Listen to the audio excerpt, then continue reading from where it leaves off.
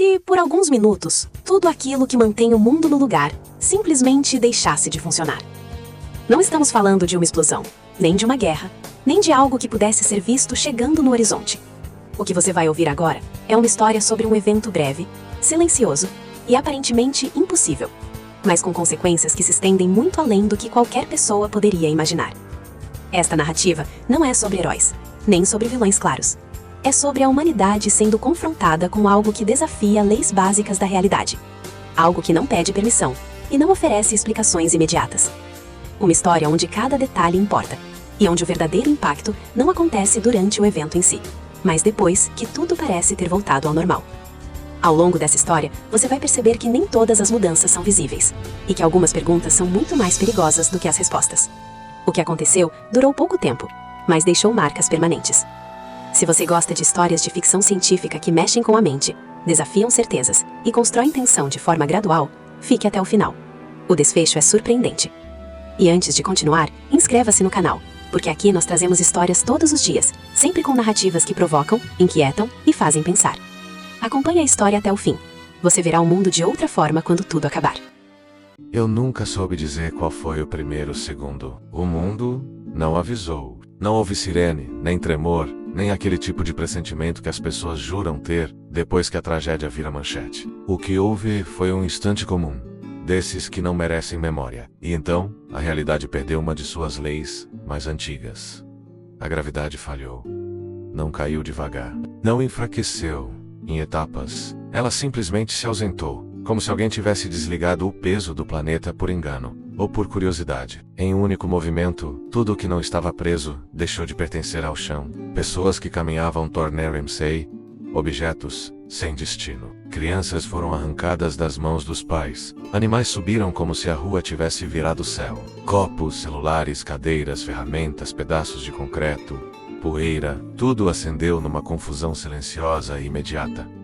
Os primeiros relatos que chegaram até mim tinham uma coisa em comum: a falta de som no começo. Um silêncio absoluto, pesado, quase ofensivo, como se o próprio ar tivesse sido sugado junto com o peso. Depois, o barulho veio de uma vez menos um rugido composto de gritos. Objetos batendo em paredes, vidros se estilhaçando, motores sem controle, alarmes disparando tarde demais, mas um instante de silêncio ficou marcado em quase todos, como se o mundo tivesse prendido a respiração antes de se quebrar. Nas cidades, as ruas se transformaram em rios de corpos flutuantes. Pessoas giravam lentamente, como se estivessem em água invisível. Algumas tentavam se agarrar a postes, corrimãos, maçanetas, qualquer coisa que fosse parte do chão. Outras eram arrastadas para cima por uma força que não era força nenhuma, apenas a ausência do que as mantinha aqui. Em prédios altos, janelas se tornaram bocas abertas. Quem estava perto delas foi expelido para fora com a violência de um sopro. Quem estava dentro de elevadores descobriu um novo tipo de queda. Equedutos sob hospitais viraram lugares impossíveis. Macas deslizaram pelo ar. Equipamentos giraram como planetas pequenos. Pessoas sedadas, presas por tubos e fios, flutuaram com um horror limpo, sem compreensão. Enquanto enfermeiros tentavam agarrar corpos e instrumentos ao mesmo tempo, houve salas inteiras em que ninguém conseguia tocar o chão com os pés. Quando alguém batia a cabeça em uma quina, o sangue não caía menos. Ele formava bolhas que dançavam devagar, como se o mundo estivesse aprendendo a ser outro. Nos aeroportos, a lógica morreu primeiro. Aviões na pista aliviaram o peso e saltaram, como se fossem objetos de brinquedo, empurrados por mãos invisíveis. Outros, já no ar, perderam qualquer noção de estabilidade. Subiram rápido demais, rodopiaram, inclinaram-se de maneira absurda. Dentro deles, passageiros ficaram suspensos, presos só pelos cintos, enquanto tudo o que não estava fixado se tornava projétil. Bagagens, carrinhos, bandejas, até pessoas sem cinto, flutuando e colidindo entre si, como se estivessem dentro de uma caixa sacudida. Alguns voos desapareceram dos radares, não em explosão, mas em salto menos, como se tivessem sido empurrados para uma altitude que não deveria ser possível naquele intervalo de tempo.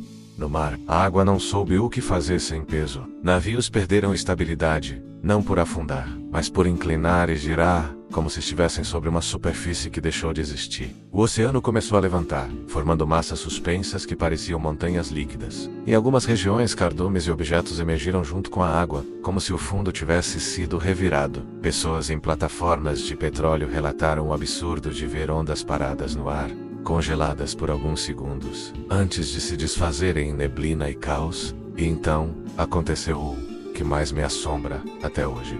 O céu se encheu de coisas que não deveriam estar lá. Não eram naves, nem luzes, nem sinais. Eram restos do cotidiano, fragmentos do mundo, arrancados de seu lugar, flutuando acima das cidades como uma chuva invertida. Carros subindo devagar, girando com a serenidade de um pesadelo. Telhas e placas de metal, formando espirais. Pássaros que não batiam asas, apenas boiavam, confusos, como se tivessem esquecido o que era voar e o que era cair. Muita gente morreu nesses 5 minutos. Mas o número real demorou a aparecer, porque a morte não aconteceu toda de uma vez. Algumas pessoas subiram rápido demais, bateram em estruturas altas, quebraram ossos, perderam consciência. Outras foram sugadas para fora de edifícios. E quando a gravidade retornou, caíram de alturas que seus corpos nunca deveriam ter alcançado. Houve quem ficasse preso em copas de árvores, em fios, em sacadas. Houve quem fosse lançado para longe e nunca mais fosse encontrado. E houve quem sobrevivesse ao impossível apenas para descobrir que o impossível tinha deixado algo dentro. Porque, durante aqueles 5 minutos, milhões de pessoas relataram a mesma coisa a menos. E não foi só a ausência do peso, foi a presença de algo. Muitos disseram que, no exato momento em que o mundo ficou leve demais, sentiram uma pressão dentro da cabeça, como se alguém tivesse encostado uma mão invisível no pensamento. Não era dor, não era tontura, era um foco direcionado, como se uma consciência enorme tivesse virado o rosto para a terra, e por um instante, observado tudo com curiosidade fria. E nesse instante, veio a sensação. Uma impressão sem palavras, uma mensagem sem idioma, algo que não se ouvia com os ouvidos, mas que se entendia com o corpo inteiro. Uma certeza absoluta, tão clara quanto aterradora. Aquilo não tinha sido acidente. Aquilo tinha sido um teste. Quando os 5 minutos terminaram, a gravidade voltou como um castigo. Tudo o que estava no ar despencou. Corpos caíram sobre carros, carros caíram sobre corpos, objetos caíram sobre telhados, telhados caíram sobre ruas. O mundo foi esmagado pelo próprio retorno à normalidade. O som que veio depois não foi só de impacto. Foi o som de um planeta tentando lembrar como se mantém inteiro nas horas seguintes. O caos parecia suficiente para explicar tudo. As pessoas queriam culpar um fenômeno raro, uma falha cósmica, uma coincidência cruel. Mas o que começou a me assustar não foi o que aconteceu durante aqueles 5 minutos. Foi o que aconteceu depois. Sobreviventes começaram a descrever mudanças pequenas, quase invisíveis. Gente que não conseguia mais dormir sem sentir a mesma pressão na cabeça. Crianças que acordavam apontando para cantos vazios. Pessoas que em meio a ruínas paravam de repente, como se estivessem escutando uma frequência que o resto do mundo não captava. E sempre, a mesma sensação voltando, em doses menores. A impressão de que algo ainda estava olhando, avaliando, aguardando. Nos dias seguintes, enquanto cidades enterravam mortos e governos buscavam explicações, uma outra coisa começou a surgir nos relatos. Repetida demais para ser ignorada. Em sonhos, lapsos, momentos de quase desmaio, muitas pessoas viam o mesmo quadro, um céu escuro e vermelho, pesado como sangue velho, e um lugar que não existia na Terra, uma cidade impossível. E foi aí que eu entendi que aqueles 5 minutos não tinham sido o evento principal, tinham sido só a porta se abrindo. Nos dias que se seguiram, o mundo tentou se convencer de que sobreviver já era uma resposta suficiente. Hospitais improvisaram, governos falaram em fenômenos raros. Cientistas disputaram hipóteses como quem tenta conter um incêndio com estatísticas. Mas nenhuma explicação conseguiu tocar no que realmente tinha sido quebrado. Porque não foi apenas a gravidade que falhou, foi a confiança na estabilidade do real. Eu acompanhei os relatos se multiplicarem, primeiro como exceções, depois como padrão. Pessoas que haviam flutuado por mais tempo durante os 5 minutos começaram a apresentar sintomas semelhantes, mesmo sem nunca terem se encontrado. Insônia persistente, sensação de pressão atrás dos olhos, uma dificuldade crescente de distinguir, cansaço de alerta, como se o corpo tivesse aprendido um novo estado e não conseguisse mais retornar ao antigo.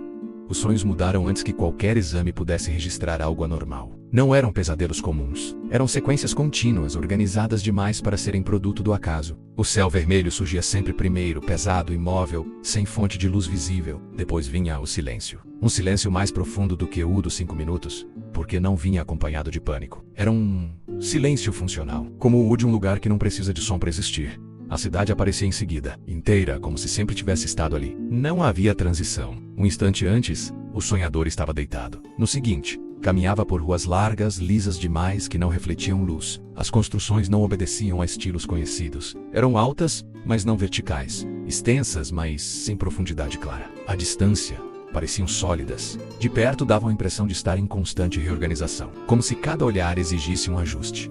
O que mais me perturbou foi a uniformidade dos relatos. Pessoas de países diferentes, cultures different, idades different, descreviam os mesmos caminhos, as mesmas praças, as mesmas aberturas no solo que levavam a níveis mais baixos da cidade. Não havia conversa entre elas. Muitas nem sabiam da existência de outros relatos quando começaram a sonhar. Ainda assim, a cidade era a mesma. Não uma versão aproximada, mas a mesma, repetida com precisão desconfortável. Com o passar das semanas, ficou claro que nem todos tinham acesso igual. Alguns eram repelidos assim que tocavam o chão da cidade, despertando com uma sensação abrupta de rejeição. Outros conseguiam avançar alguns quarteirões antes de acordar, sempre no mesmo ponto. E havia aqueles que permaneciam por tempo demais. Esses voltavam diferentes. Não era algo que se pudesse apontar facilmente. Não havia marcas visíveis, nem mudanças radicais de comportamento no início, mas algo se deslocava por dentro. Essas pessoas falavam menos, observavam mais, tinham uma calma incompatível com o trauma recente. Algumas passavam horas olhando para estruturas comuns, pontes, prédios, estradas, menos como se estivessem comparando aquilo com outra coisa, algo que só elas conseguiam ver.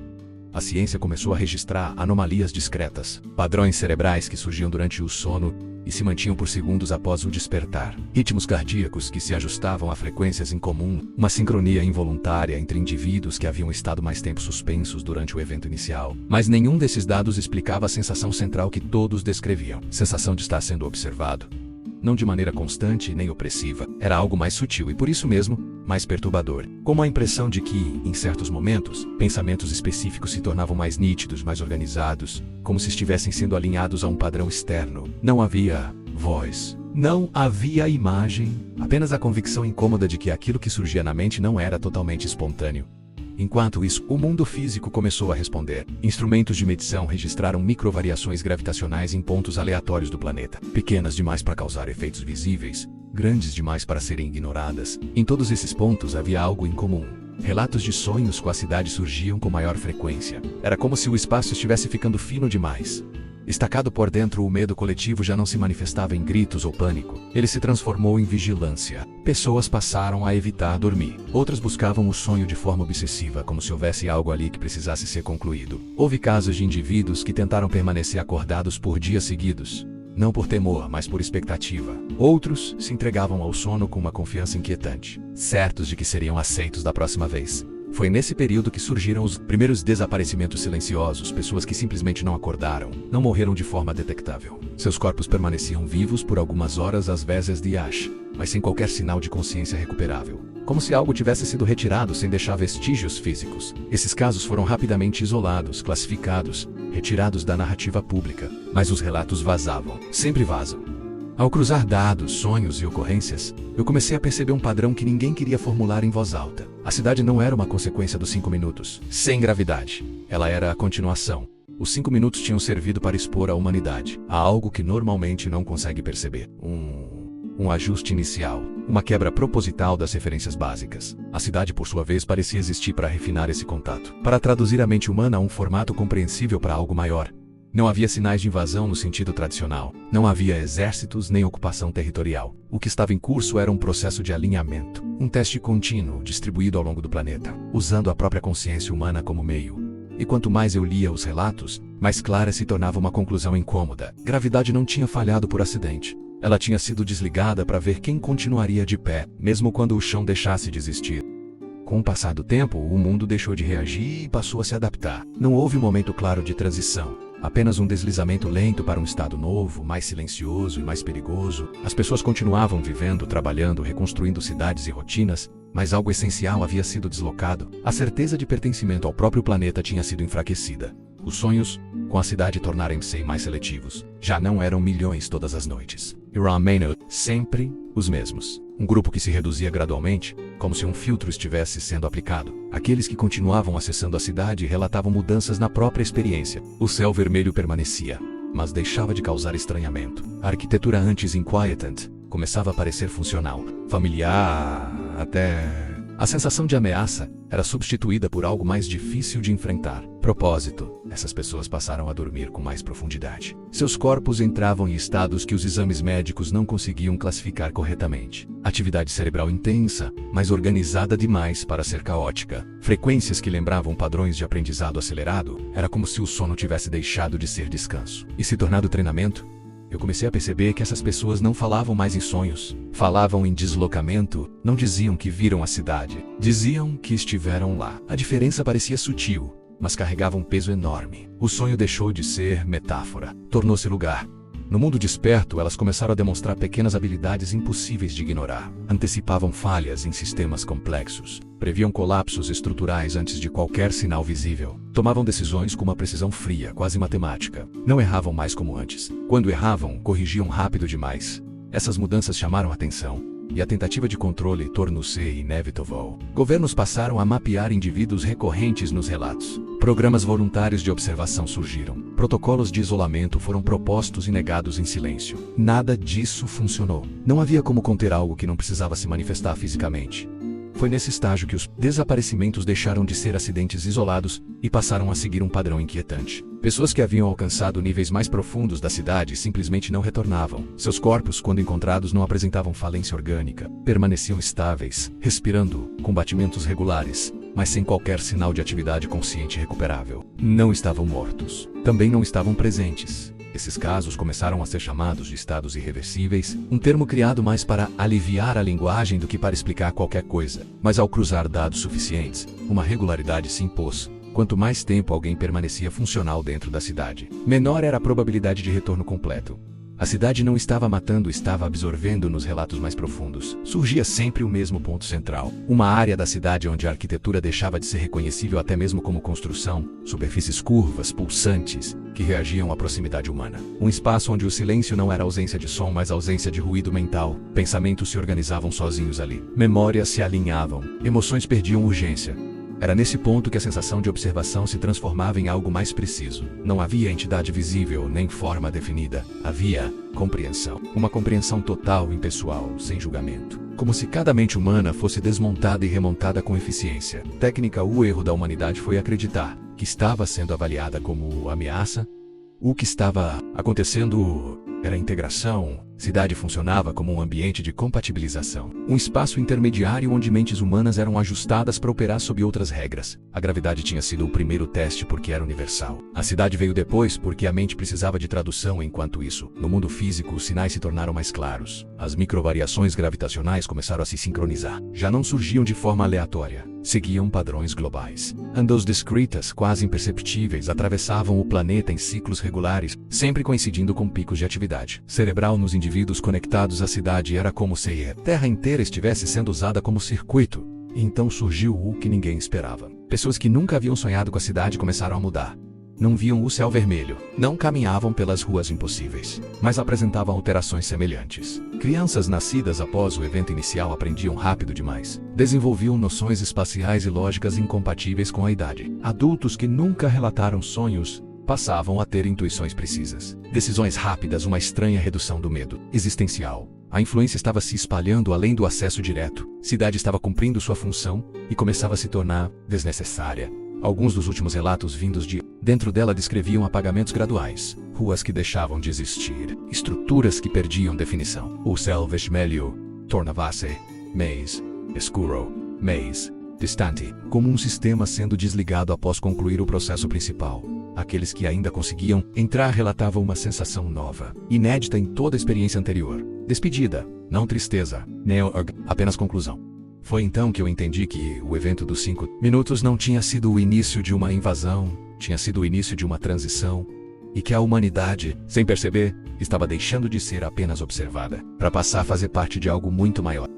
Quando a cidade começou a desaparecer, quase ninguém percebeu de imediato. Não houve um último sonho coletivo, nem um encerramento claro. Ela simplesmente foi ficando mais difícil de alcançar. Pessoas que antes entravam com facilidade passaram a despertar antes mesmo de tocar o solo vermelho. Outras relatavam ruas incompletas, estruturas interrompidas, como se partes inteiras daquele lugar estivessem sendo desligadas enquanto ainda eram atravessadas. O céu vermelho foi a primeira coisa a mudar. Tornou-se mais escuro, menos denso, como um fundo sendo lentamente esvaziado. Depois vieram as falhas de continuidade. Caminhos que não levavam mais a lugar algum. Praças que terminavam abruptamente. A cidade não estava colapsando. Estava sendo desmontada com cuidado, como um instrumento que cumpriu sua função e já não precisava permanecer ativo. No mundo desperto, os efeitos não cessaram. Pelo contrário, tornaram-se permanentes. As pessoas ajustadas continuaram vivendo entre os outros, agora indistinguíveis à primeira vista. Não falavam da cidade, não falavam do céu vermelho, não falavam do que haviam perdido ou ganho, mas era impossível ignorar a diferença em como reagiam ao mundo. Crises não as abalavam como antes. A ideia de fim não produzia o mesmo medo. Havia nelas uma aceitação silenciosa, quase técnica, como se já soubessem que certos conceitos humanos tinham prazo de validade. O mais perturbador foi perceber que o processo não havia terminado com elas. Crianças nascidas meses depois do evento inicial apresentavam padrões que não constavam em nenhum estudo anterior. Não apenas inteligência elevada, mas adaptação extrema. Aprendiam rápido demais a ignorar o supérfluo. Demonstravam uma compreensão intuitiva de sistemas, relações e consequências. Não perguntavam tanto por quê, mas para quê. Como se certas perguntas já tivessem sido descartadas antes mesmo de serem formuladas. O planeta, por sua vez, estabilizou-se. As microvariações gravitacionais cessaram, os instrumentos voltaram a registrar a normalidade. Para qualquer observador externo, a Terra havia sobrevivido a um evento estranho e seguido em frente. Arquivos foram fechados, relatórios classificados. O episódio dos 5 minutos passou a ser tratado como um mistério não resolvido, um ponto fora da curva da história humana. Mas eu sabia que aquilo era uma mentira confortável.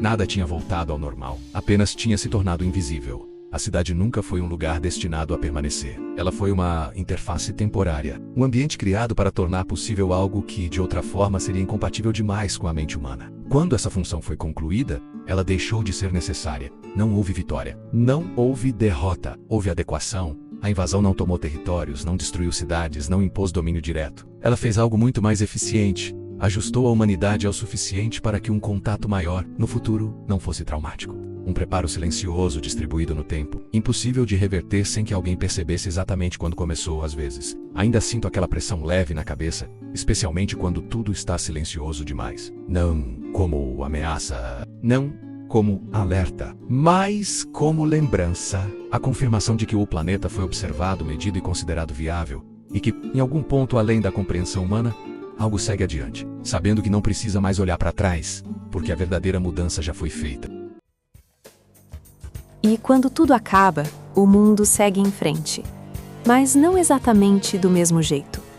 Porque algumas mudanças não precisam ser visíveis para serem definitivas. Elas não fazem barulho, não deixam marcas claras, apenas se integram à realidade e permanecem. Talvez o mais perturbador não seja o que aconteceu, mas o fato de que alguns minutos podem ser suficientes para alterar tudo. Obrigado por acompanhar essa história até o fim. Se você gosta de ficção científica que provoca, inquieta e faz pensar, inscreva-se no canal e acompanhe os próximos vídeos. Aqui, novas histórias são publicadas todos os dias. Algumas histórias terminam. Outras continuam, dentro de quem ouve.